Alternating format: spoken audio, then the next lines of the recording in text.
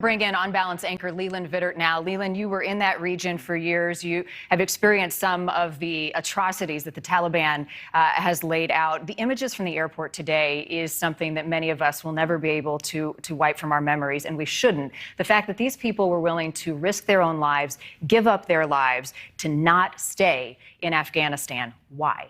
Because they knew what was coming from the Taliban, which would be worse than risking falling off the back of a C-17 as it took off. So people can tell you a lot by their actions.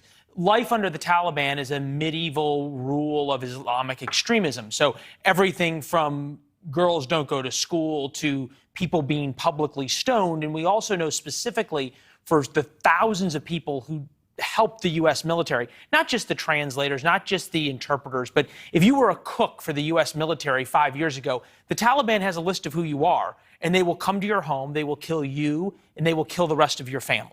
And everybody knows that. Right. And it's not just about the people who live in Afghanistan. I mean, there is a global terror threat here. So a lot of people here on American soil tonight are saying, okay, what is the threat level here? What are the implications here on U.S. soil? And it's a great question because you've got video now of the Taliban letting out all of the ISIS people that were in prison in Afghanistan, all the Taliban members and all the al-Qaeda members that have been in prison for 20 years. So for 20 years, these terrorist groups did not have a safe haven in Afghanistan. Now they do. We know exactly how we got to 9/11 because we have the 9/11 Commission and we had a chance to look back, and it was because you allowed safe havens for terrorist operatives in Afghanistan with a friendly Taliban government. That's exactly what we're going back to. And the Biden administration can't just wipe its hands of Afghanistan. I mean, the fact that we pull out and withdraw troops in the next 2 weeks, that doesn't mean that this is over. So now what? What is the diplomatic and military solution that they must be looking at? Well, there is no diplomatic solution because we won't have an embassy and you're dealing with a repressive terrorist regime. So there is no discussion or deals with the Taliban or diplomacy to be had. Militarily, the options get worse because if the U.S. has to go back in, we have to fight our way all the way back in against the Taliban, which is unlikely. And also, you have to fight our way back in against all of the billions of dollars of weapons that the U.S. gave to the Afghan army that now are in the hands of the Taliban. So it makes it infinitely more complicated. There's a discussion of leaving a small U.S. force, perhaps off the coast or perhaps in northern India, to try to do one-off raids inside Afghanistan and hit al-Qaeda training sites. You could do it with drones.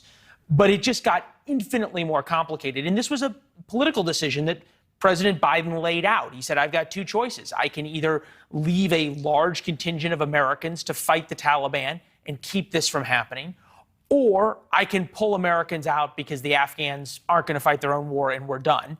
He made his decision. Now we'll live with the consequences. That's right. And the human toll. We cannot lose sight of the human toll. I mean, the human cost has been devastating. 2,448 American service members, not to mention U.S. contractors, journalists, Taliban, or excuse me, and all the Afghan civilians. Yeah. So the question is, if this was not nation building, what was the last 2 decades?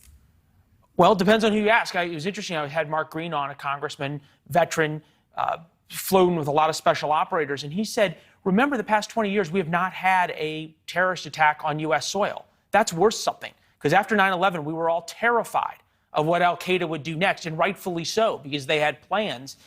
Denying them safe haven in Afghanistan prevented a lot of those attacks. We know that in terms of who we captured in Afghanistan. And bin Laden was on the run. So there was that value there, but that stops now. And you question our safety tomorrow, given what may happen overnight. Not me, the military does. Leland, thank you for your time. Appreciate the insight. Nice to see you. As always.